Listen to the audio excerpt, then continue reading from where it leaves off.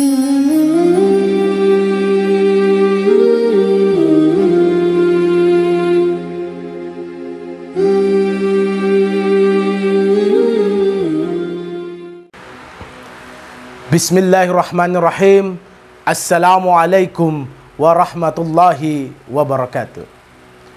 Innal hamdalillah nahmaduhu wa nasta'inuhu wa nastaghfiruh wa na'udzu billahi min shururi anfusina wa min sayyiati a'malina.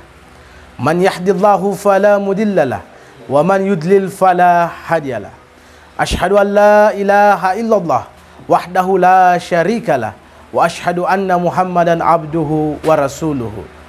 Allahumma salli ala Sayyidina Muhammad wa ala alihi wa sahbihi wa sallim.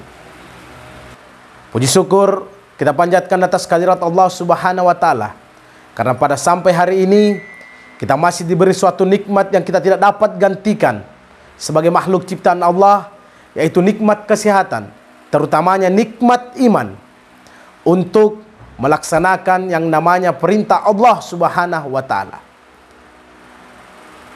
Hadirin pemirsa yang sama-sama dirahmati oleh Allah Subhanahu wa taala. Kita ketahui bahwa selama kita diciptakan oleh Allah Subhanahu wa taala, kita akan melalui 4 tahap proses kehidupan. Sebagaimana firman Allah di dalam Al-Qur'an pada surah Al-Baqarah ayat 28 yang berbunyi, A'udzubillahi minasyaitonirrajim. Bismillahirrahmanirrahim. Kaifa takfuruna billahi wa kuntum amwatan fa ahyakum thumma yumitukum thumma yuhyikum thumma ilaihi turja'un.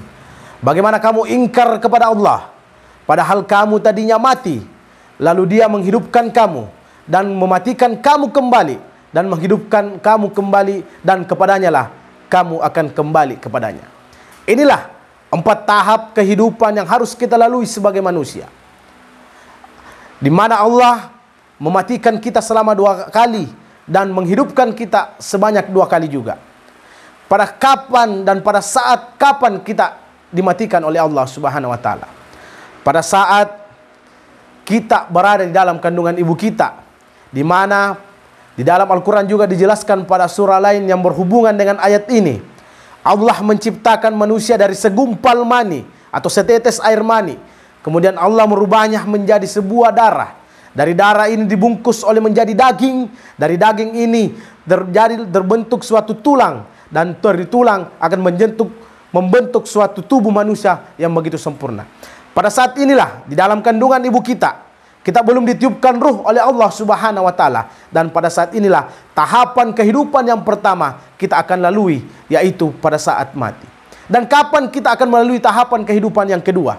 Tahapan kehidupan yang kedua kita akan lalui jikalau Allah sudah meniupkan ruh kepada kita, maka kita akan melalui yang namanya tahapan kehidupan yang kedua. Maka Allah akan menghidupkan kita, dan kurang lebih 9 bulan kita berada dalam kandungan ibu kita, dan kita akan keluar, dan disinilah puncak kehidupan akan kita lalui.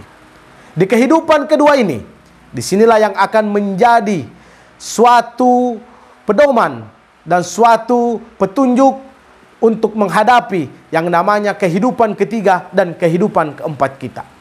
Kenapa saya mengatakan demikian? Karena di kehidupan kedua inilah yang akan menjadi penentu jikalau kita sudah meninggalkan yang namanya dunia. Mau tidak mau kita nanti akan meninggalkan yang namanya dunia. Sebagaimana tadi ayat yang saya bacakan, bahwa kita akan dimatikan kembali oleh Allah Subhanahu wa taala.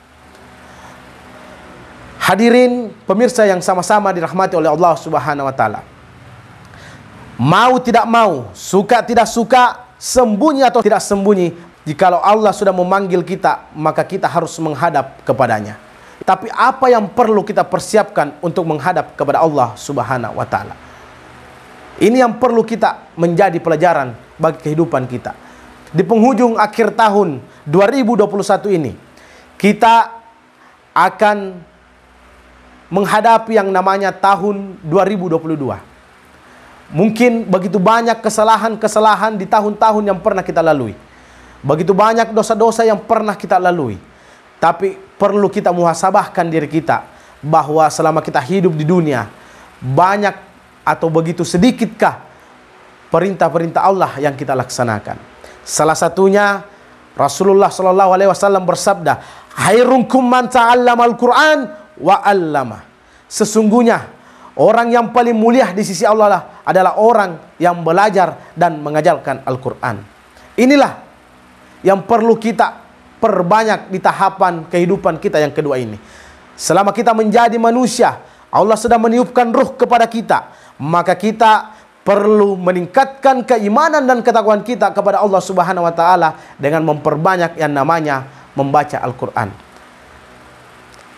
Sebagaimana tadi hadis Rasulullah SAW, orang yang paling mulia di antara kalian adalah orang yang belajar dan mengajarkan Al-Qur'an.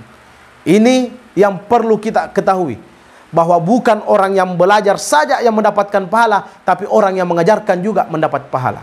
Ingat, banyak guru-guru mengaji di kampung kita yang dianggap remeh, yang dianggap sebelah mata oleh masyarakat. Ini yang perlu kita hargai. Tetapi di mata Allah Subhanahu wa taala, dialah orang yang paling mulia. Dialah orang yang paling berhak mendapatkan tempat yang layak. Karena kenapa? Guru-guru mengaji yang ada di kampung kita atau guru-guru TPA, dialah yang paling pertama mengajarkan kita huruf alif, ba, ta, tha, dan seterusnya. Bukan kiai, bukan ulama, mohon maaf. Kiai dan ulama, jikalau kita sudah pintar membaca kitab, kita hanya memperdalam ilmu kita kepada guru-guru kita, kepada kiai-kiai kita. Tetapi ingat, guru yang paling pertama mengajarkan kita membaca huruf hijaiyah adalah guru mengaji yang berada di kampung kita atau guru-guru mengaji yang berada di TK TPA. Inilah, walaupun dia tidak mempunyai banyak harta yang melimpah, walaupun dia tidak mempunyai banyak keluarga, tetapi di mata Allah, dialah orang yang paling mulia dan akan ditempatkan di tempat yang layak oleh Allah Subhanahu wa taala.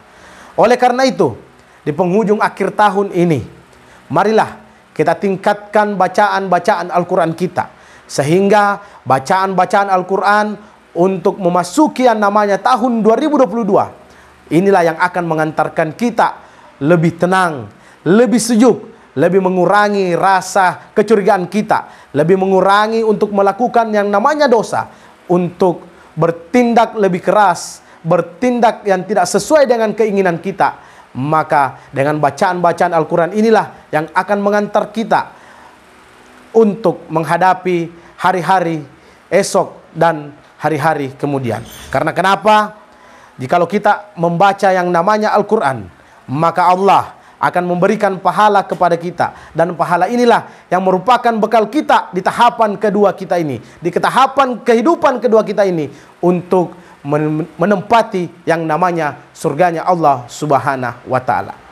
Ingat, banyak yang menganggap dirinya pintar, profesor, doktor, menjadikan penelitian sampai hilang rambutnya memikirkan yang namanya Al-Quran, ingin mengurangi dan ingin menambahkan satu ayat di dalam Al-Quran, tapi sampai dia meninggalkan dunia, sampai akhir hayatnya, dia tidak mampu mengurangi satu ayat dan tidak mampu menambahkan satu ayat di dalam Al-Quran. Karena kenapa? Al-Quran ini adalah kalamullah, perkataan yang diturunkan Allah, bukan perkataan yang diciptakan oleh manusia dan bukan juga perkataan oleh makhluk ciptaan Allah. Tapi Al-Quran ini adalah perkataan langsung oleh Allah Subhanahu wa taala. Semua masalah-masalah, semua cobaan-cobaan, pasti jalan keluarnya ada di dalam Al-Quran. Oleh karena itu, di penghujung akhir tahun ini, marilah kita memperbanyak yang namanya Al-Quran.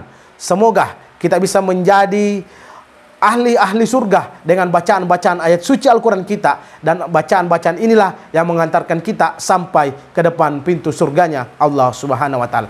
Inilah yang perlu kita lakukan di tahapan kehidupan kita yang kedua.